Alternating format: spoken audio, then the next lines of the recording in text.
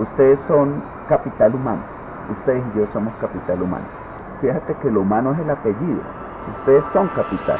El artículo es lo que se conoce como un ejercicio académico, es decir, una serie de temas que en el transcurso de la docencia pues se fueron desarrollando de mi parte con unas insistencias en algunos años, otras insistencias en otros años, y ya llegó un momento en que sobre eso ya fui viendo, digamos, un cuerpo articulado de argumentos.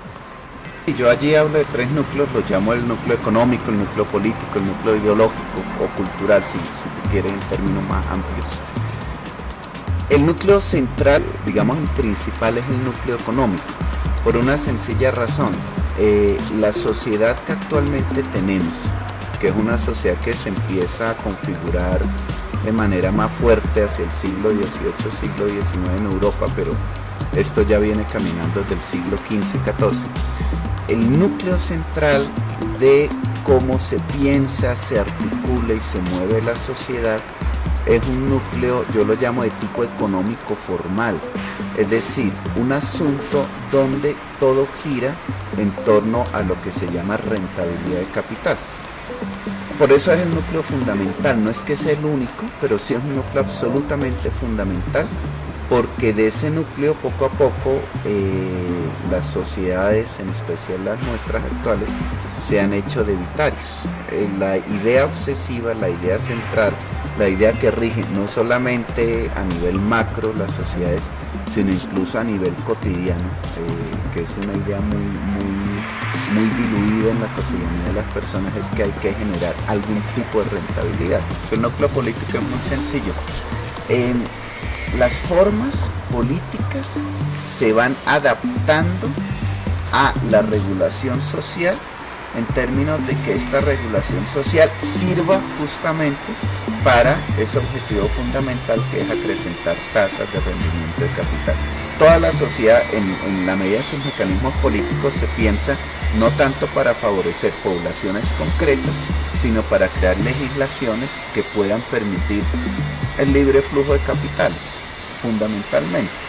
Estas legislaciones, por supuesto, llevan a cosas tan elementales como que para poder vivir tú y yo y cualquiera de los que nos estén escuchando ahorita en este momento, sabemos que tenemos que pagar por la salud. Si no tienes un buen pago de salud, no tendrás buenos servicios de salud.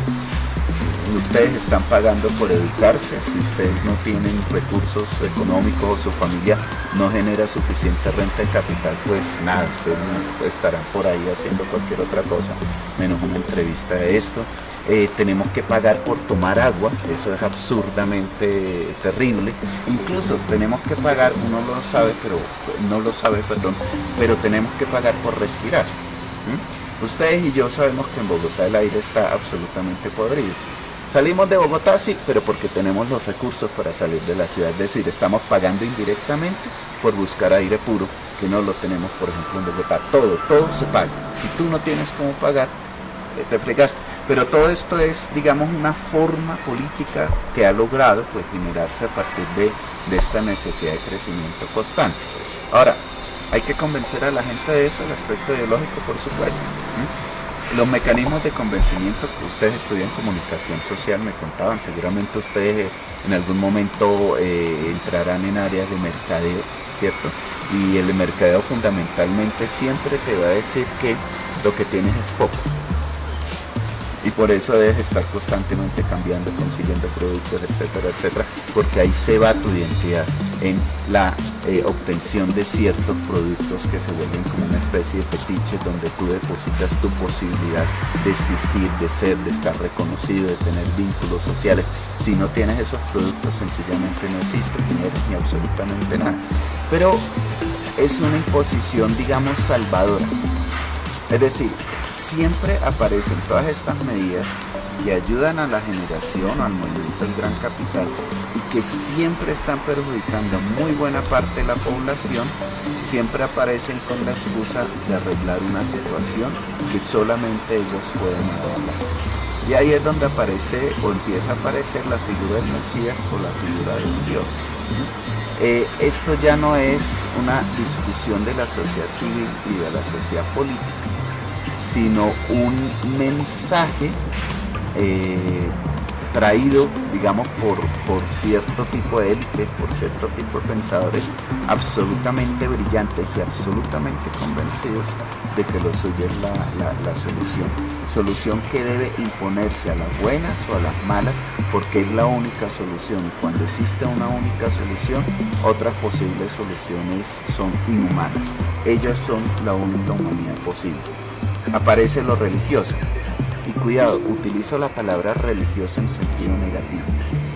Una cosa es cuando hablamos de religión en un sentido positivo, de una construcción de interacciones humanizantes que cierta tradición cultural le da el nombre de Dios o de divinidad o de cualquier otra cosa.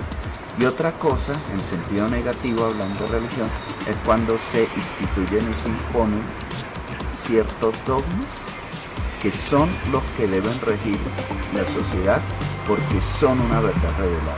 Aquí estamos hablando de religión en sentido negativo. ¿Qué es lo que acontece en general con las formulaciones neoliberales? Y esto lo reconocen muchísimos autores. Sus formulaciones son absolutamente dogmáticas. Casi que podríamos decir, en el siglo XV se decía, fuera de la iglesia no hay salvación. En el siglo XXI se dice, fuera del mercado no hay salvación. El año pasado, a principios de año, a propósito de un debate sobre ciertas explotaciones de grava en la sabana de Bogotá, dice el presidente de Asograva, un titular que salió en El Espectador en enero del año pasado: Bogotá y la sabana deben asumir los costos ambientales de su crecimiento. Y pues exponía su posición con estas palabras el presidente de Asograva. Y uno se pregunta, ¿qué es asumir los costos ambientales? Pues que los habitantes de Bogotá y la sabana vamos a podrir los pulmones nuestros, vamos a respirar un mal aire, vamos a tener quizás problemas de salud, y esos son los costos ambientales que nosotros debemos asumir por sostener una cosa abstracta que estos empresarios llaman crecimiento.